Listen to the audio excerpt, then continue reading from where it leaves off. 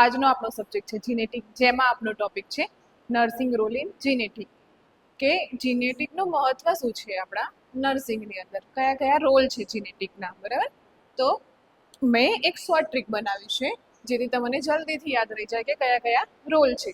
First of all, N notify family of genetic risk, મતલબ કે આપણે જે બી ફેમિલી છે અથવા જે પેશન્ટ છે અથવા જે લોકો છે તેને શું કરશું, અવેર કરશું. શાનાથી? જીનેટિક રિસ્કથી. બરાબર, એજ છે, હેરિડિટી છે, જીન્સ રિલેટેડ જે રોગો ફેલાય છે તેના માટે શું કરશું, નોટિફાય, ઇન્ફોર્મ કરશું.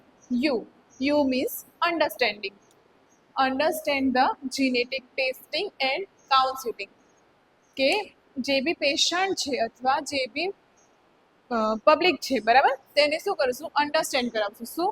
તો જીનેટિક ટેસ્ટિંગના ફાયદા શું થાય છે, જીનેટિક કાઉન્સિલિંગ કેમ કરાવવામાં આવે, જીનેટિક ટેસ્ટિંગની અંદર કયા કયા ટેસ્ટ કરવામાં આવે છે, એ ટેસ્ટથી શું ફાયદો થાય છે, તેના માટે શું કરશું, અવેર કરશું, અન્ડરસ્ટેન્ડ કરાવશું. આગળ જતા જોઈએ R means refer family to genetic specialist. જો કોઈ બી પેશન્ટ, મધર અથવા બેબી, જો આપણને લાગે છે કે તેના અંદર જીનેટિક કોઈ પ્રોબ્લેમ જોવા મળે છે તો તેને આપણે શું કરશું, રિફર કરશું કોઈ સ્પેશિયાલિસ્ટ જોડે. Okay, S means support, support family with the genetic condition.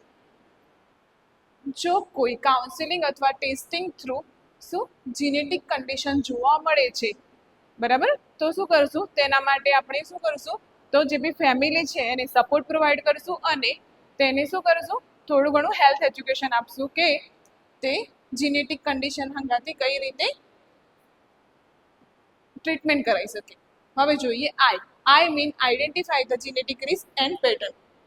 શું કરશું, તો આઈડેન્ટિફાઈ કરશું જીનેટિક રિસ્ક માટે, બરાબર, અને જે જીનેટિક પેટર્ન્સ છે, જેમ કે કયા કયા ટેસ્ટ કરાવવા જોઈએ, ડીએનએ ટેસ્ટ કરાવવાથી શું ફાયદો જોવા મળે છે, પ્રીનેટલ હેલ્થ એજ્યુકેશન પ્રોવાઈડ કરશું અથવા પ્રીનેટલ ટેસ્ટિંગ કરાવશું.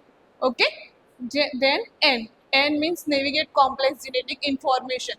ઓકે, હવે જોઈએ નેવિગેટ કોમ્પ્લેક્સ જીનેટિક ઇન્ફોર્મેશન, મતલબ કે ડીએનએ રિલેટેડ કોઈ ડિસીઝ કન્ડિશન જોવા મળે છે તો તેના માટે આપણે જે બી ફેમિલી છે તેને શું કરશું, પહેલાથી અવેર કરશું. હવે જોઈએ G means guide the family in making the inform decision, મતલબ કે કોઈ જીનેટિક રિસ્ક જોવા મળે છે અથવા કોઈ ફેમિલી પ્રોબ્લેમ અથવા ફેમિલી હિસ્ટ્રીમાં જીનેટિક રિલેટેડ કોઈ પ્રોબ્લેમ જોવા મળે છે, વારસાગત જો આવતું હોય તો તેના માટે આપણે શું કરશું, તો જે બી પેરેન્ટ્સ છે અથવા જે બી